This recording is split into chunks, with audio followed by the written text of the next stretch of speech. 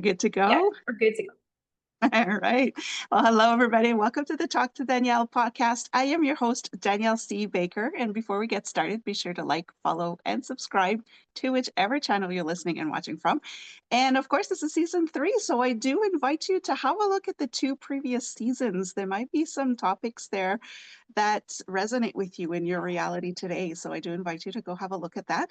And today I have a great guest. I'm so happy to have her back on. I have the wonderful Jennifer LeClair Avery with me. If you want to look into season 2, I believe it was in season 2 she came in. We started chatting there. And I'm having her back on today because she does have a book. She's all about helping our teens. So this is really the topic we'll be talking about, the one that all parents really need more support with is how do I handle my teen? So thank you so much, Jennifer, for coming on and joining me again. I really appreciate you coming on. Well, thank you for having me back. I know that last time we were in chatting about it, I was in the midst of developing it. So Yeah. it's pretty exciting to be back here to actually have something to show you, and then just kind of go through the process of that. So I really appreciate you having me back. And I just wanted to take an opportunity that we have it in place. It's actually in my hand now, which is so exciting. A really small book, right? It's not a big book, but inside the content of it, there's just so much richness and so much in it that I'm excited to kind of share with you today.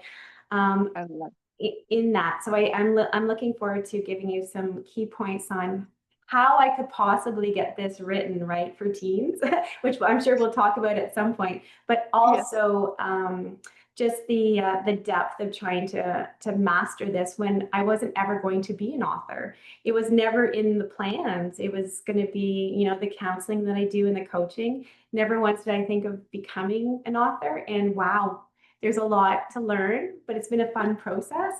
And I don't know if I should share this out loud, but I'm actually in the process of writing book number 2. Yes, I love that. And it's so true. Most people do say that. I didn't think I had a book in me, but once the first one's out, all the other ones are popping in our heads. So yes, it's a very common thing to have the second one. And I'm just so happy to see the journey. Because like you said, when we first talked on a previous episode, it was in the works. And we hear a lot of people say it's in the works, but to actually see it, holding it, it's tangible. I know. Not today, Frank. I love that book. That's your baby right there. So before we start talking about this book, can you, for those who may not have heard the first episode, can you briefly talk about yourself and how you got to where we are today? Sure, I would love that. So, my journey, I've been working with youth for over 20 years, and my journey has been all over the place in terms of coaching. I've done workshops, and I also do some counseling. My focus is in addiction counseling primarily. The reason why I tapped into the addiction work is because we are seeing a big area in our youth right now that are struggling in that department, whether it's through gaming, substance use, and stuff. So, I really put all my efforts into diving into addictions because it kind of lands where it needs to land when I'm working with youth. I also have another part of my company, which is the coaching part, which is where I build in workshops and life skills, soft coaching. And in that area, it's basically everything from building resilience, confidence, emotional regulation, conflict resolution, relationships, and stuff like that. So I actually wear 2 hats. And when I'm actually working with my clients and the families, I try to instill both the coaching and the counseling in sessions. So it's kind of like a hybrid approach. And I find that's very effective when I'm working with, youth of today, because they don't all need counseling. Some very much do, depending on what we're working through. But mostly what I find is the skills that I support youth with tend to be more around the soft skill and just the coaching on how to navigate the waters of just being a teen, because it's tough right now. And so that's kind of what I've been doing in the more recent years, working in my private clinic. But in the past, I've done a lot of like workshops and stuff like that. So that's kind of where I land in today's world with youth for sure. Oh, you're right in it too. It's just like right in the fire of it because there's so much, like you said, especially nowadays. I think our youth are going through so much more. It's almost adult problems, but Yes. very early in the where their brain cannot process it yet. So I like the idea that you got a book to help as a tool that speaks their language, that speaks to their reality. Uh, I do want to ask though, because we've talked about this off camera, was uh, how is it, or how do you start writing a book, or to build the book when you're dealing with an audience that's not really into reading anymore? So can you talk to us a little bit about those challenges? Yes. So as I started my journey in thinking about what could I provide as a tool for families, I was actually starting a book off with parents. But then I paused and I kind of said, maybe this isn't the timing because we do have a lot of books out there for parenting. Maybe I should refocus my energy and land in a place for teens. So the preliminary start process seemed really exciting. I'm going to do a teen book. However, once I got into the depth of trying to put this together, I realized I actually had to pause for a second. And I said to myself, whew, have I ever taken on a big challenge here? It's not just words to paper. And I paused those moments of probably frustration, trying to say to myself, how is it that I make this book come alive? Because here's the truth. When I'm working with youth, I work between two worlds, right? Yeah. And what I mean by that is I spend most of my time with youth in their fast-paced digital world because that's where they love to live, is there. And then the world that I try to bring them back to is the world of reality, right? That's the world where we're with our friends and we're trying to stay connected to the earth and books and just old time stuff, right? So, but most of my work is always, I'm caught between these two worlds when I'm working with them. And I thought, how is it that I bring a book to life that can combine these two worlds into one? And it wasn't until I actually spent some time in my own thoughts that I thought, okay, I need to bring this book to life with color, obviously lots of pictures because they're very visual. And then very simple language, very short, simple, because you like 15 seconds attention span. Sure. So the chapters that I wrote are very short. They could be anywhere between 3 or 4 pages.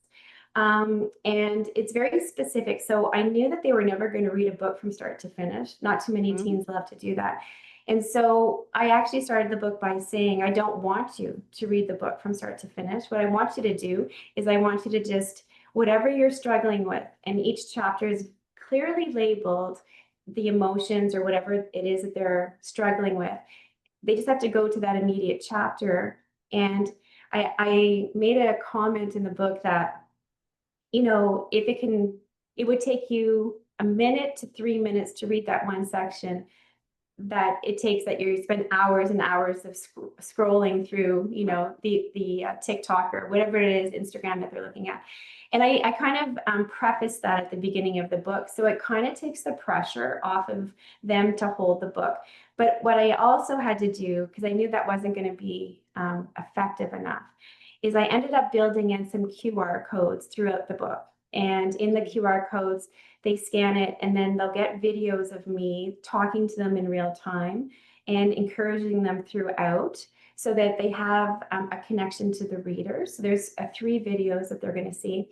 I also built in some apps that they can gravitate to so that they can get back onto their devices so that they're not feeling like they're just stuck in a boring book. But I'll tell you, trying to meet them the book, I was trying to meet them halfway in their digital world and reality world. And I found it to be a struggle. However, I think when I really sat down and paused and put it all into place, I feel like I managed as best as I can given what youth are today, right? I have had some good feedback from some of them, some of the youth and some of my clients. They said that it was quite humorous. So I think humor always draws them in. And I think that they appreciated what the feedback that I've received to date in the youth department, that it wasn't long and lengthy. It was just very simple, clear, steps to get them somewhere. And most of them found that when they applied it, it actually worked. So then it drove them to want to go back into the book. Again, though, as much as I say all the positive, it's still a challenge to get these books into the hands of our youth, right? And I do notice that as much as I've done as much as I possibly can to bring that book to life, it still sits in a very flat place for our youth. However, the parents are picking it up, which isn't really wasn't supposed to be for them. And it's given them enough knowledge as they flip through that they can now take that and then help their whether it's students or whether it's their own children, help them through those steps from behind the scenes rather than actually handing them the book. So in actual fact, it was never meant to be for parents or for educators, but they're grabbing onto it and helping youth through it without having them read the book. So I guess it was a success. I don't know. We'll see, but so far it's going in that direction. I love I love how that turns, because I've had a similar experience with my book, where it's in your mind when you're creating it is for a specific audience, but you realize the parents need just as much. This is something that we as parents wished we would have gotten when we were teens. It's information that it kind of validates what we went through and go, oh, I knew it, and then they can pass that forward to their children. So I just love how it's also reaching out to the parents, because a lot of the times, I guess that leads me right into my question is, teens specifically are not going to naturally reach for a book like adults would. They would turn to Google. So Yeah, can you right. talk to us a little bit about what happens, turning to Google for a quick answer versus what you offer in your book in terms of support? Yes, and I think that's kind of it piggybacks what I was saying earlier in terms of teens love a quick fix. And so most of what they gravitate to is let's Google something or let's go through a TikTok, or whatever it is that they're trying to look for. And, with TikTok or even Google, I find Google sometimes, though, they don't want to spend the time reading through it. But TikTok especially, it's about 45 seconds, and it's often just the tip of information, but it's never going to give them enough of what they need. And so when they get these TikTok renditions or these influencers that are sharing how to manage anxiety or how to communicate when you've broken up with a friendship or something like that, you can't really provide the youth with a 45-second answer, and then the quick fix then just follows immediately. So when I'm working with youth, they'll say, well, it's not working. Or, I've learned this and this about anxiety or how to communicate, but when I apply it, it kind of goes flat or it doesn't work. And so I spend a lot of time in education around the difference between a 45-second influencer TikTok example versus actually what the real life skill is requiring. And so, there's lots out there on how to manage anxiety. So a TikTok influencer might provide them with a quick fix on a breathing technique or, putting cold cloths on the back of your neck or something like that. They also might have them do a reflection or a distraction to remove themselves from that anxiety. However, nobody actually takes the time in TikTok to actually explain to the youth what's happening with their nervous system. How is the brain, the mind mapping or the mind management of the brain, and how does that correspond to their nervous system and their emotional reactions to things, right? And so when I actually sit down and take the time to go through the science and the understanding behind it, and then apply those 45-second techniques that TikTok is doing, then the whole picture comes together. And so when I was developing the book, I really spent a lot of time in that space for kids because they're not getting the right or enough information on TikTok, and it's not landing properly through their real life experience. And I think that, we can't download emotional resilience. I often say to them, like, our goal here is the work that you have to do, your personal growth and working through that.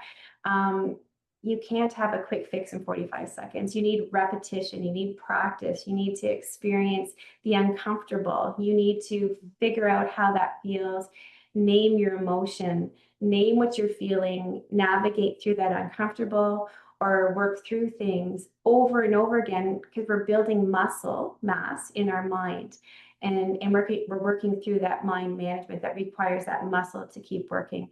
So it's, again, once you put that all into that kind of format, they have this aha moment and they're like, okay. And then they can kind of fall back into TikTok and gravitate to some of those quick fixes.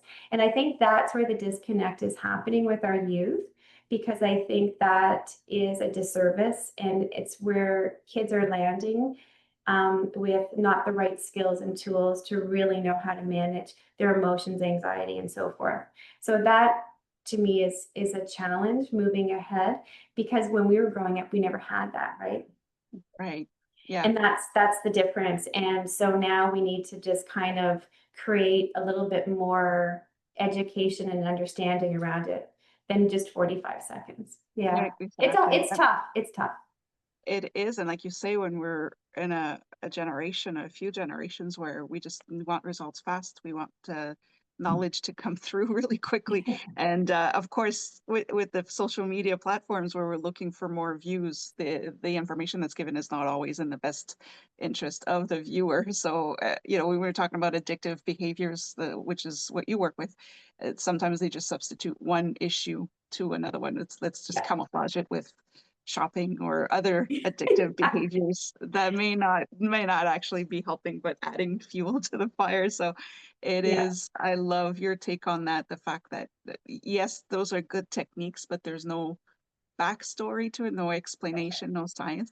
And I mostly work with younger children, but I do notice with the youth that once you explain the why behind it, they Yeah. really appreciate it and they integrate it, I think, even better than we we used to, where they get the why behind it, it clicks automatically and they're like, oh, and they will actually share it with their friends, which is what I That's right. enjoy watching as well. Is we didn't talk about this when we were growing up, but these new generations actually share and say, well, you should try this because of this, and this. And I just love watching that.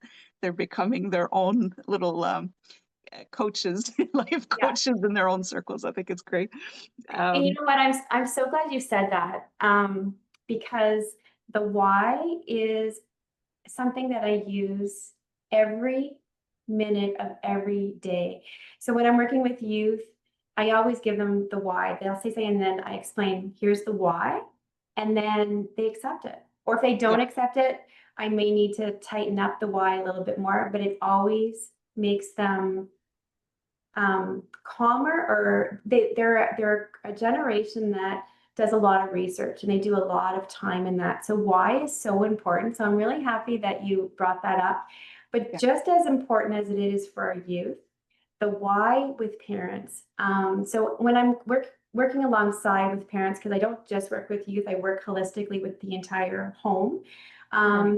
I think through all the emails that I write to parents when I'm giving them parent tips, or if I'm just meeting with parents on a phone call, I always say you need to provide your children with the why.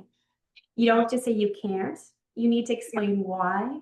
And I think I must say why 1,000 times a day in my workday, because that is the number one like masterpiece word that I use consistently. And I just found that quite um, refreshing to hear you use that, because yeah. I agree with you 100%.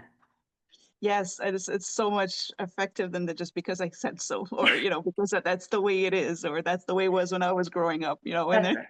and That's that's right. what I also loved when I do work with the older children or young adults. I always come in thinking they're going to be teaching me something because they're from a different world that I'm not a part of, that I was Yes. not a part of.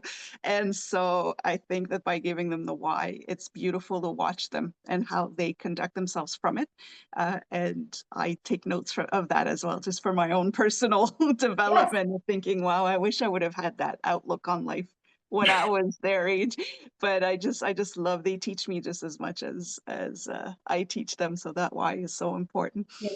And I do want to bring up if you want to show up for those who are watching the video, if you can put up your cover again with "Not Today, Frank" is the title of the book. I just love it, and it's just so colorful and interactive. I just appreciate the book. But can we talk a little bit about Frank? Because it's so funny because I'm lately, I would say in the last couple of weeks or so, when things happened and I'm like struggling internally, that's the catchphrase that comes to mind is "not today, Frank," not today. And so can you talk to us, because your book does touch on three different components, but can you talk to us a little bit? I know Frank can go very deep, but can you talk to us about Frank and what Frank is all about? Absolutely. Yeah, and I don't want to give too much away because That's I right. want to keep you a bit curious about why.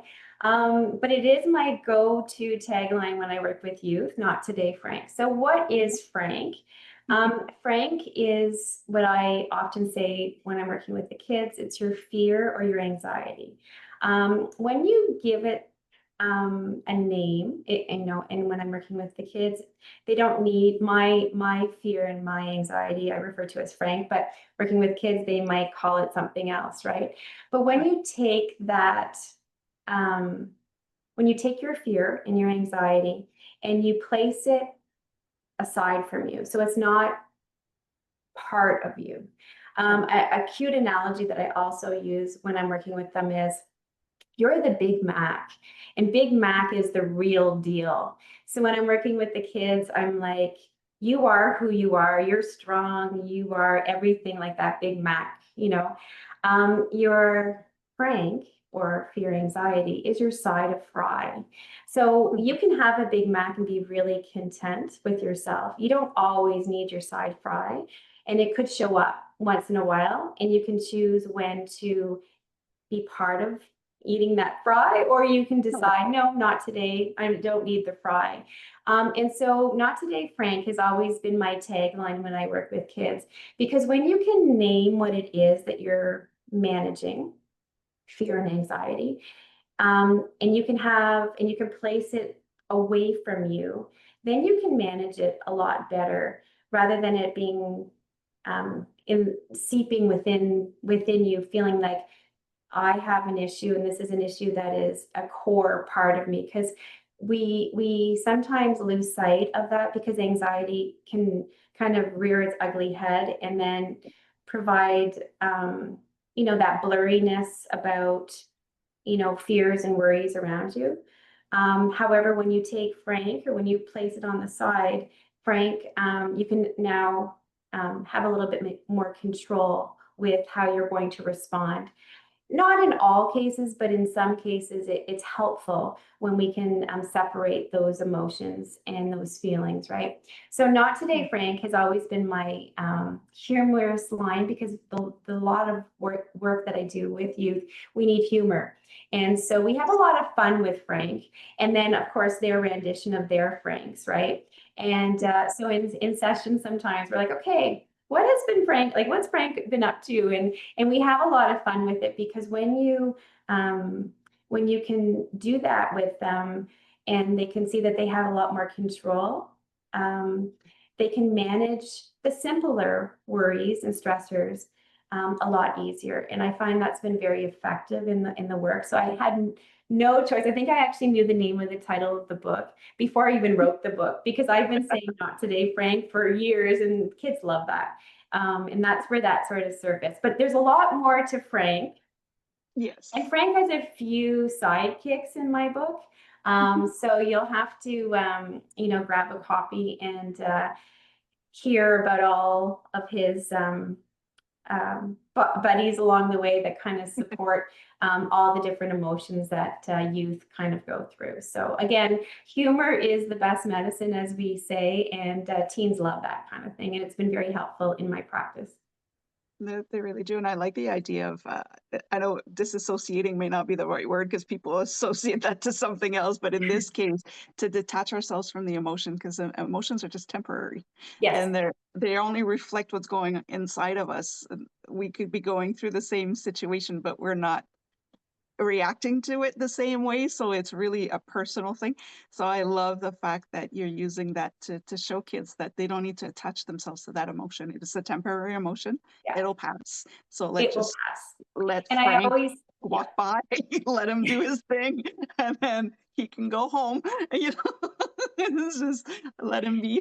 Yeah, I and you love know it. what? And to be fair, sometimes we need Frank, right? Sometimes we Yes, need anxiety. We need anxiety for performance, or we need anxiety, you know, to know that if we're in the woods and we see a bear, we need anxiety, right? Anxiety is not a bad thing. We need it in our lives. So Frank needs to show up and hang out with us at times, but Frank doesn't always need to be our every breath. And that's right. it's funny that you say that because a lot of anxiety brings on a lot of thoughts in people, right? It's the thoughts that they're feeling. And I always say, yes, you can have a whole bunch of thoughts, but not all thoughts are facts. They're not all Mm, factual. And so when we can kind of look at our thoughts, we have 6 to 10,000 thoughts a day from the time we wake up till we go to bed.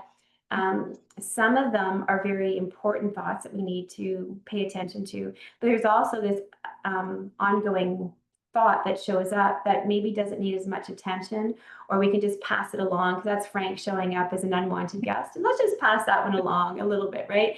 that's right. Because thoughts are not always facts. And once they start to know, and I use that analogy a lot because a lot of the kids I work with are gamers. And so I think just imagine a game where you've got all these thoughts coming at you and you're trying to shut them down. Which ones are the good ones that we want to keep and hold on to that are our core? And the ones that are not so helpful to us, let them, pass through and let's not, or take them down. And again, it's that education, because the more education you give them, then they start to know how to work along with their whole core, and it becomes very effective. So Yeah. yes, not today Frank has been my go-to tagline forever, and even in my own world, right? Like sometimes I'll get myself worked up about something. I'm like, okay, not today, Frank. Show up That's right. later today. Come back and visit me later, but not today. Not Not right today. now. That's right. I love that because yeah, it is important to have those. Those are not necessarily bad emotions. It's how we handle them. And I love this is why I like talking because you have an older audience than what I work with, but it's similar where I use clouds. You know, when you look up at the clouds and there's some clouds that you really like and fluffy, they have a shape that you like. You're gonna hold on to those. Those storm clouds can pass. You know, we don't want Right. those. So it's the same. They're there, you notice them, you know they're just passing through, let them pass, and then focus on the nice fluffy fluffy ones. So Yeah. yeah, I love how it transforms into yeah, just this buddy of yours. It's a fun friend to have, but not all the time necessarily. He doesn't have to, crash at Right. your house And all the that's time. Yeah. And you know what? That's the thing, is I never suggest that Frank is negative. I just there's a time and a place, and That's it. all emotions are required as humans, and anxiety is important. It's just how do we manage them? And there are some cases, I'll be honest, there are some cases where some of these um, um, I guess steps and directions that I provide may not always be successful depending on the circumstances of what's actually really happening. Yeah. However, when you try your best to kind of get them to see where it's at, and then especially when you're starting to deliver this information to the little minds as they evolve into youth, Yeah. just putting this in repetition and me just using, now I'm using Frank, but you use the clouds. Yeah. It's just showing up in a different sort of format, but it's a lifelong, and we all face this kind of thing, and Yeah. we just need to have the right tools and the skill set to do the best work. And I think that's the most important part. And to be fair, and I'm sure you agree with me on this one, it needs to be a course in Yeah. school. It is. Yeah. It really does. Yeah, And it's so important to start young enough when they're feeling it. Like right now, I mean, the reality that I'm dealing with now is back to school. There's a lot of I know. anxiety that comes from that. It doesn't matter which grade you're going into, whether it's your first kindergarten day or, just going back into the same class. You don't know what your teacher is going to be, Yeah. how your classes are going to be, or your friends going to be in your class, that kind of thing. The anxiety is big. So starting young, give them a fighting chance because it is a lifelong thing. You It need to is. readjust. It's not a Yeah. quick fix, like you said. It's not a 45-second TikTok reel. This is a lifelong thing. So I just love it. And I Yeah. I could talk to you so much longer about this, but I'm gonna kind of see. I do want to ask a question, which will be different. I did mention that you will be the first one I asked because I generally Yay. ask my guests who they or what they want to be when they grow up. But I wanted to switch it up a little bit, and with the work that you do and what you see in the world right now with all of the problems that we can see or the challenges that we see. Is there one challenge in particular that the world is facing now that you would like to work on fixing? Or Yeah, I mean, that's a great question. I mean, there's so much out there, right? And I think because we've been subjected to a lot of uncertainty in the last little Mhm. while, given the pandemic, Yeah. and the way the world politics and what's happening at large. I mean, I think, in terms of mind management, and what I refer to by mind management is, just having the skill set to manage, like we were just talking about, anxiety across the board, right? I mean, I think we have a place in this earth, right? Or not earth, but placed here right now where we are seeing anxiety at an all-time high. We've got mental health in our youth and across the Mhm. board as an all-time high. And I think much of what we've done is we've been in a protective mode for very long because we've had to protect ourselves from, the pandemic. We've had to protect ourselves, and we continue to, because there's a lot of uncertainty of what's and where life is going. But I think where we really need a lot more support is in resilience. Yeah. We need resilience in terms of those life skills. How do you build resilience? How do you create a very strong um, teen that's walking into the adult world? Mhm. And we need to really take a step back and look at the tools that they need in their back pocket, possibly, to keep them feeling confident that this world will be okay and that they can walk through this world um, without, that fear that the world has created. And I think if we can start to get people feeling stronger and more capable, I think that would be very helpful moving forward because I think we're missing those key components in terms of building those reps and those skill set to build the resilience. Because walking this in the world right now seems to be very fearful, Yeah. rightfully so. But if we have the right tools, it doesn't have to be. And I think that is a place where I would like to see more education and more growth. And I think I that will love it. just help, not completely remove the mental health anxiety and the fears, but I think it'll definitely support that human in a much better way, I would think. But, that's just my take on what I think needs. But there's so much out there, in terms of what can we do to better our Yeah. society. But that is one area that I'm very passionate about. And it's one Mhm. area that I wake up and I just try my hardest to build that in each family that I work with. And my book also supports that. And so I'm hoping that, it's a movement or a new mindset that we can kind of build in long, I want it to outlive me kind of thing. Of course. Of course. That's the whole point, right? We want to make sure that we're setting it's a generational thing. I love That's that. right. I love how you say, because that's something I say often is to keep the human in in us, right? And this anxiety, all of it is part of it. But in this fast pace, we need to disregard so many things. We need to be careful of over other people, but we're disregarding ourselves. Um, I think it's so important to say, yeah, well, we need the human. We need the Yes. human in everything that we choose to do. So I love that. I really enjoy you sharing that with me. With us. Before we go, and I will add this to the description, but how can we get your book? How can people follow you or contact you if they want more information, if they want to work with you? Okay, Yeah. so right now my book is just sitting on Amazon, and there is one bookstore in Ottawa, Singing Pebbles, that has taken it on the Oh, shelf down in the Ottawa Main Street area. However, right now it's just sitting on the Amazon account, so it's there in its form, but it also comes in the is it Kindle? I think it's they Kindle. can go, yeah. The Kindle, The yeah. ebook. Yeah. Yeah, I'm seriously looking at possibly putting in an Audible book, because I think that would be very helpful for youth just to Yeah. listen, because they prefer listening.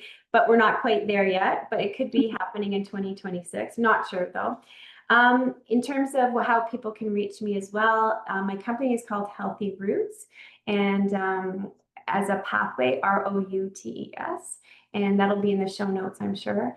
Yes. And I work within the Ottawa area, but I also work, virtually across, the country and all through, the state, everywhere kind of thing. So if you're looking to want to get to know some of my services and the type of work that I do, all of the information will be found on Healthy Roots. And I really appreciate this time with you. I mean, thank you for including me back again, because it's always a pleasure.